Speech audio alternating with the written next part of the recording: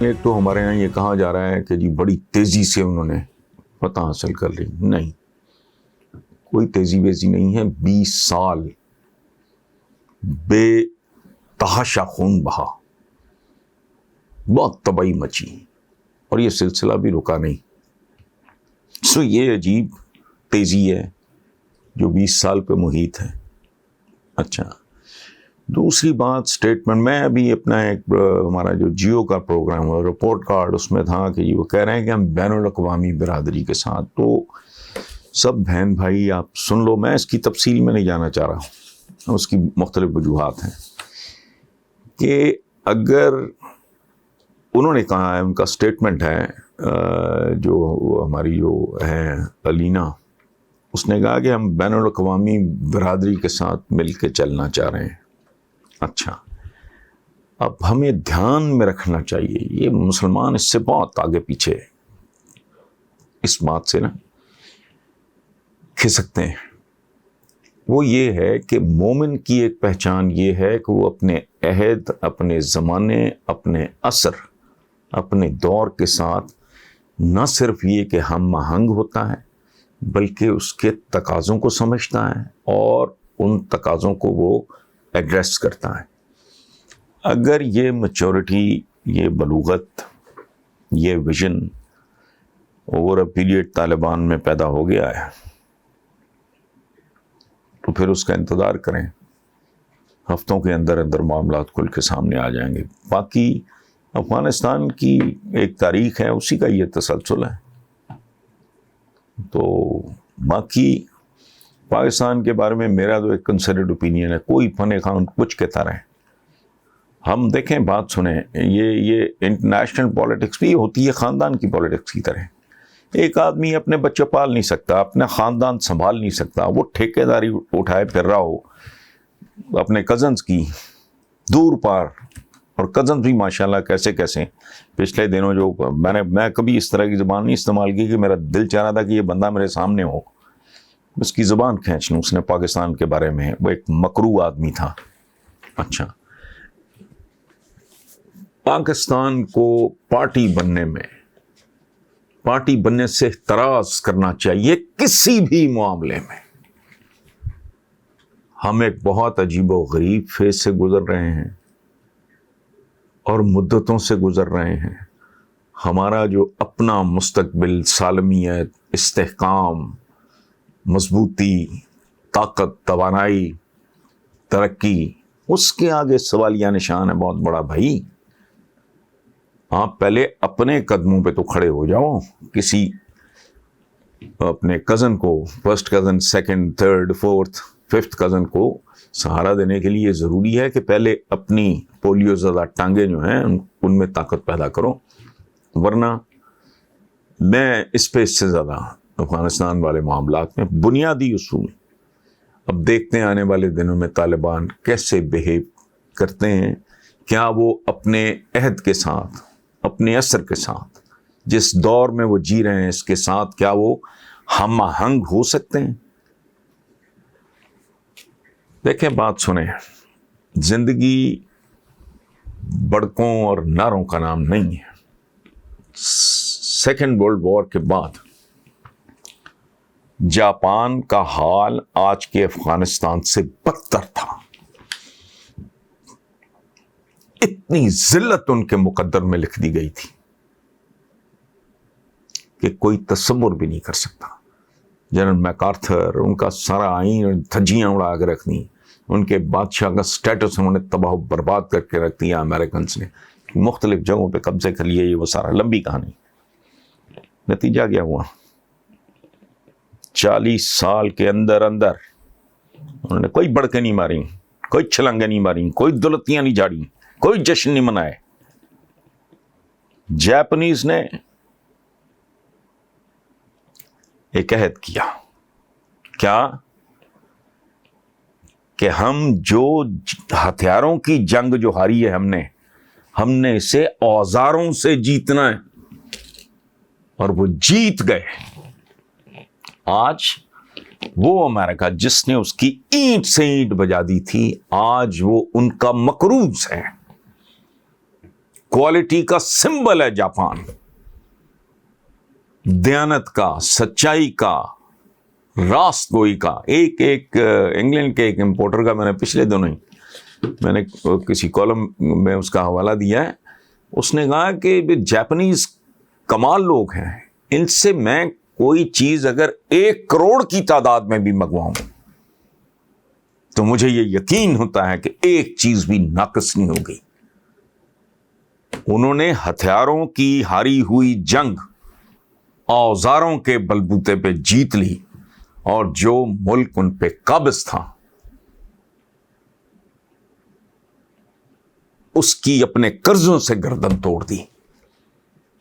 This is how nations, جسے کہتے ہیں نا، باؤنس بیک کرتی ہیں.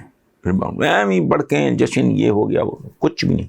ہاں اگر وہ سمجھ گئے، اگر افغانستان آنے والے 10 15 20 سال میں آج کا اسلامی جاپان بن جائے، اور کیا چاہیے. لیکن it's too good to believe. یہی سارا کچھ اگر رپیٹ ہی ہوتا رہنا ہے، آج کا افغانستان، آج سے 10 سال پہلے کا افغانستان، آج سے 20 سال پہلے، 50 سال پہلے کا، 60 سال پہلے کا، 70 سال پہلے کا، اس سے پہلے کا، وہ بنیادی طور پہ پتھر کے زمانوں میں رہ رہے ہیں. اگر وہ یہ بیریئرز توڑ دیتے ہیں، جیسا کہ ایک ہلکی سی انڈیکیشن آئی ہے جو میں نے تو اس پہ تبصرہ کیا تھا کہ it's too good to believe. لیکن بہرحال اللہ کرے اگر پردے ہٹ جائیں اور منظر ٹھیک دکھائی دینے لگے تو جو جاپنیز نے کر لیا ہے وہ اور کوئی کیوں نہیں کر سکتا، ڈیفینیٹلی. لیکن اس سے زیادہ اس پہ تبصرہ میرا بنتا نہیں ہے. Thank you. محمد عبداللہ ہیں ملتان سے. ہمارے یہاں نارملی عبداللہ کہا جاتا ہے، جو درست نہیں ہے، عبداللہ، اللہ کا بندہ. سوال ہے کہ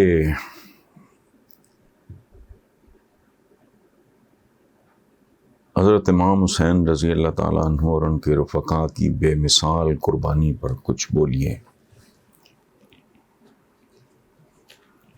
اگر اسلام کی تاریخ میں یہ واقعہ رونمانہ ہوتا تو آپ کے نزدیک آج حالات کیسے ہوتے؟ دیکھیں بھائی،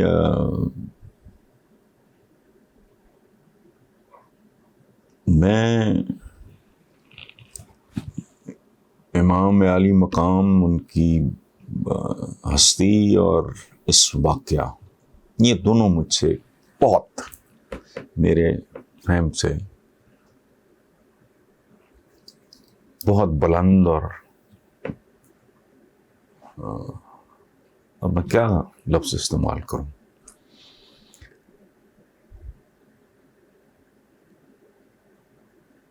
میرا ایک شعر ہے، خراج عقیدت کہہ لیں یا جو بھی کہہ لیں، وہ زبان زدہ ہم بھی ہے، کم لوگوں کو پتہ ہے کہ وہ میرا شعر ہے. بس وہی جواب ہے آپ کے سوال کا. میں شعر آپ کی خدمت میں پیش کر دیتا ہوں. میرا حسین ابھی کربلا نہیں پہنچا، میرا حسین ابھی کربلا نہیں پہنچا، میں حر ہوں اور ابھی لشکر یزید میں ہوں. اس شعر پہ آپ تھوڑا غور کریں تو میرے میں تو اتنی ہمت اور سکت ہے نہیں، تو میں زیادہ سے زیادہ میری پہنچ جناب حر واضح جب دکھائی دے رہا ہوں نا. ایک جبری قربانیاں ہوتی ہیں، ایک ہوتا ہے کہ بالکل 2 ٹوک دکھائی دے رہا ہو کہ یہ رستہ موت کی طرف جاتا ہے. تو میں حضرت حر سے آگے کی میری اوقات نہیں ہے. دوسرا جو آپ نے کہا کہ اگر اسلام کی تاریخ میں یہ واقعہ رونمانہ ہوتا تو آپ کے نزدیک آج حالات کیا ہوتے؟ تو عبداللہ صاحب، حالات کیسے ہوتے،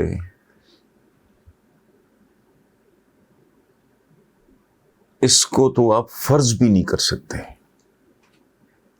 یہ ازیوم کرنا کہ اگر یہ واقعہ، یہ سانحہ، یہ حادثہ نہ ہوتا، یہ تو صدیوں پہلے ہو چکا ہے. اور بنی نوع انسان کی تاریخ میں اگر کوئی ظالم اور مظلوم کی جنگ کا کوئی سمبل ہے تو وہ صرف کربلا ہے.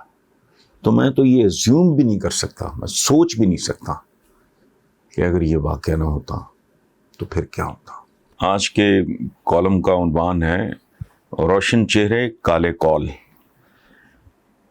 تقریباً سارے اخبار چھان ڈالے، وہی اشروں پرانے کرنٹ افیئرز، وہی سڑاند یافتہ سیاسی بیانات اور بڑکیں، وہی حادثے، وہی سانحے، وہی جعلی جوش و جذبے، وہی ڈھیٹ پڑوسی، وہی ان کے الزامات، وہی تانے، وہی بہانے، وہی ہم شکل سی جڑواں تحریریں اور کالم.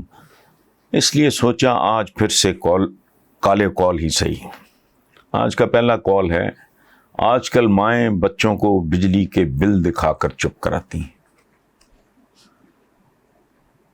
دوسرا، ہمارے پرچم کے جھنڈے والی سائٹ پہ اشرافیہ اور ڈنڈے والی سائٹ پر عوام ہوتے ہیں. تیسرا کال ہے جی، ہر خودکشی کرنے والے کا بھی کوئی نہ کوئی قاتل ضرور ہوتا ہے. اس سے اگلا جی، ہماری تاریخ تختہ دار اور تحریکوں سے بھری پڑی ہے. نیکسٹ، آدم خور کبھی آدم زادوں کے ہمدرد نہیں ہو سکتے. اگلا ہے جی کہ زندگی کی رفتار میں بھی اوور سپیڈنگ جرم ہے. اس سے اگلا جو سڑکوں پہ عام دکھائی دیتا ہے کہ لوگ گاڑیوں میں بیٹھ کے صوفیانہ کلام تو سن رہے ہوتے ہیں لیکن چیختی چلاتی ایمبولنس کو رستہ نہیں دیتے. اس سے اگلا، اس پہ غور فرمائیے کہ جانوروں کو قلم نہیں صرف چھریوں سے ہی ذبح کیا جا سکتا ہے. کہتے ہیں نا جی قلم بڑی طاقت ہے، خاک طاقت ہے. جانوروں کو صرف چھریوں سے ہی ذبح کیا جا سکتا ہے. اس سے اگلا کال ہے جی کہ سپیرے کا رزق سانپ کے پھن پر ہوتا ہے. اس سے اگلا، امیر آدمی گاڑیاں، غریب آدمی ویگنیں بدلتا ہے. ملکی وسائل کے ساتھ مخصوص اقلیت کا وہی رشتہ ہے جو قبروں کے ساتھ بجوؤں کا ہوتا ہے. علم کو دینی اور دنیاوی خانوں میں بانٹنے والے علم دشمنی کے سوا کچھ بھی نہیں کر رہے ہیں. فاقوں کے خلاف FIR کون سے تھانے میں درج ہوگی؟ اور یہ قابل غور ہے یہ کال کہ جیسا جنگل ویسا ٹارزن. اگر دنیا گلوبل ولیج ہے تو اس گاؤں میں ہماری حیثیت کیا ہے؟ ہم دھوبی ہیں، موچی ہیں، نائی ہیں، کمہار ہیں، تیلی ہیں، ماشکی ہیں، چمار ہیں یا کچھ اور؟ ہر بھاری مینڈیٹ کا حقیقی وزن کتنا ہوتا ہے؟ پاکستان 15ویں صدی میں کب داخل ہوگا؟ اور یاد رہے یہ 21ویں صدی جا رہی ہے. موٹر وے پہ موٹر کا ہونا بہت ضروری ہے. حرام کمائی سے صدقہ خیرات ایسے ہی ہے جیسے کوئی غلیظ ترین پانی سے غسل کرنے کی کوشش کرے. چوکیدار تو صرف چند روپوں کے لیے ساری رات جاگتا ہے جبکہ عبادت گزار اس کے عوض جنت مانگتا ہے. اور کیا خدا کے لیے کرۂ ارض کو مختلف ملکوں میں تقسیم کرنا مشکل تھا؟ عوام نے جن کے لیے گزشتہ کل موم بتیاں جلائیں اب ان کے لیے اگربتیاں سلگانے کا سوچ رہے ہیں. لوگ حکمرانوں کو ہر نماز کے بعد یاد کرنے لگے. یہ سٹینڈنگ کمیٹیاں عوام کو سٹینڈ کیوں نہیں دیتی؟ عوام گھاس کھائیں گے تو بے زبان جانور کہاں جائیں گے؟ مجبوریوں کے مجرے پہ کوئی پابندی نہیں ہونی چاہیے. شہد اندھیرے میں بھی میٹھا اور زہر زہریلا ہی رہتا ہے. گائے بھینس دودھ دینا بند کر دے تو کباب دینا شروع کر دیتی ہے. اس ملک میں بہت سے مسلمانوں کو مسلمان کرنا چاہتے ہیں. حیران ہوں کہ فاقوں کی فصل کو کوئی سنڈی کیوں نہیں کھاتی. بھیڑ اور بھیڑیا میں صرف یا کا فرق ہے. Thank you.